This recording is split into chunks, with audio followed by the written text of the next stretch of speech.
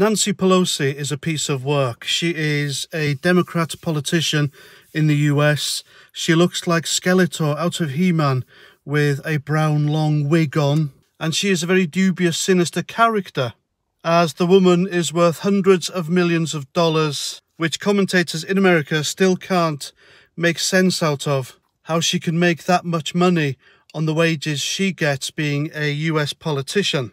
And she is, of course, one of the main players on the left in the United States who tried her best to put the spanner in the works and derail the legitimate presidency of Donald J. Trump.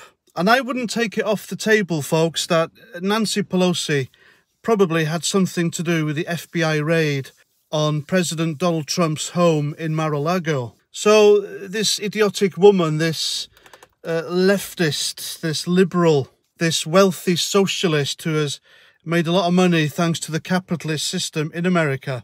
Despite being evil, she is also quite stupid. She's put her foot in her mouth quite a few times. But the latest one really takes the biscuit when she was on a US news program and she said that China, I quote, is one of the freest societies in the world. I mean, if China is really one of the freest societies in the world, then I am a committed communist. I mean, oh, Jesus, have you ever heard of anything so stupid? A politician, and, you know, a Western politician as well. I mean, I don't know what to say about this. I mean, let's go through communist China's human rights violations here. But before I go on to the human rights violations of China committed by the Chinese government, I just want to put out there that Nancy Pelosi's son, Paul Pelosi Jr., has ties with at least 5 known Chinese companies, and he joined her on that plane when she went to Taiwan and Asia recently. So, you know, make of that what you will. But it's slowly coming to light that the Pelosi family, as well as the Biden family, they have really close ties to China. All right, make of that what you will. I mean, this is how free China really is, all right? It's a totalitarian, one-party communist government. And if you speak out against that government, then your history, you disappear. My ex-girlfriend, around 10 years ago, she used to pop over every now and again because she was an English tutor as well as being a solicitor. And she loved languages, and she'd pop over, help out this company by teaching the Chinese English. And one evening she was in a restaurant and there were a group of Westerners in the table next to them, and this one loudmouth Yank started slagging off the communist government and Chairman Mao. And that's one person you do not diss in China, Chairman Mao. He is as good as a god to those people, despite the fact that his communist Great Leap Forward killed billions of them thanks to starvation. So he literally killed his own people, but you're still not allowed to say anything bad about Chairman Mao. And within a short time, this guy was approached by the police, the authorities, yanked from his table. The Yank was yanked from his table and he was deported. So you got to be careful what you say in China, especially against their leaders and the government.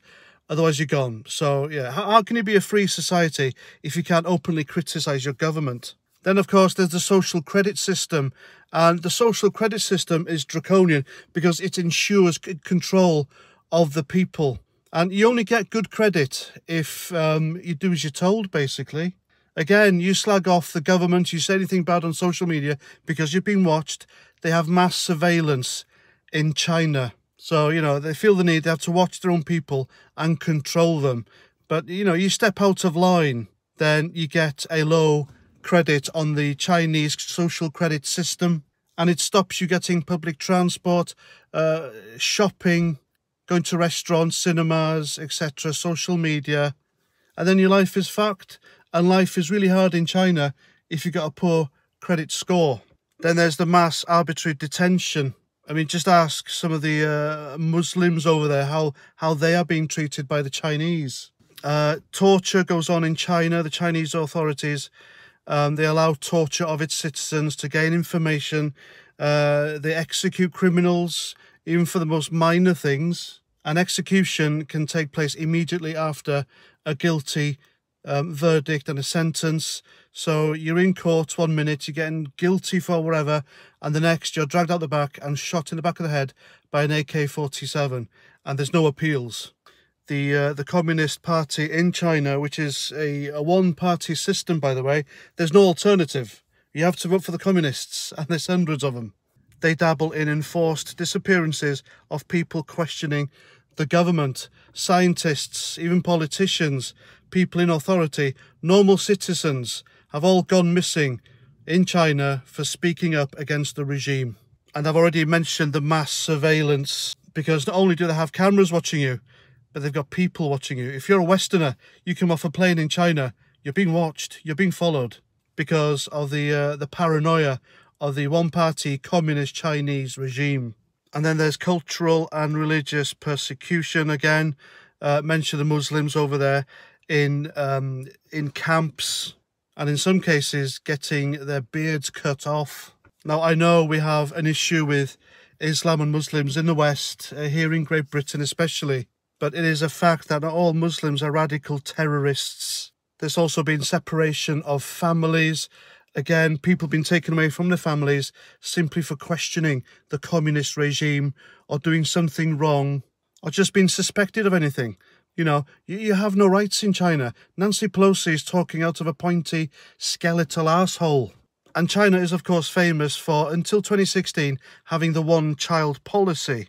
So, you know, the Chinese government, the communist Chinese government, they thought, oh no, we're being a bit cruel here. We'll allow them to have 3. So you're allowed 3 kids now in China, thanks to the one-party communist Chinese government. And there's loads of other stuff going on in China as well that, you know, really disprove Nancy Pelosi's stupid and idiotic and ill-informed statement that China is one of the freest societies in the world. It's not. China, not the people, mind you, the one-party communist totalitarian government regime, that's to blame here. That's the problem, one of the main problems in the world today. And I haven't even mentioned what's going on in Hong Kong at the moment, as well as how the Chinese government treated its own people during the plague pandemic, which is looking increasingly likely that it did originate from there. And it's only a matter of time before they invade Taiwan. It's going to happen. I believe it's going to happen. But whether there'll be a success in that war, I don't know, because the PLA, the Chinese People's Liberation Army, they're untested. They've had little skirmishes on the border between them and India recently, and there's been no clear victor in that, but the Indians stood up to them, and so I hope the Taiwanese stand up to them as well. So there we go. In just a few minutes, I've looked online, and I'm able to know, I mean, I knew anyway, that Chinese is not a free country. It treats its people like shit, and I believe the government there is a clear and present danger to the rest of the world. And it wouldn't surprise me, I wouldn't take it off the table, that that government wants world domination of some sorts. Anyway, that's what I think. Let me know what you think in the comments. And until my next video, Roger Trout.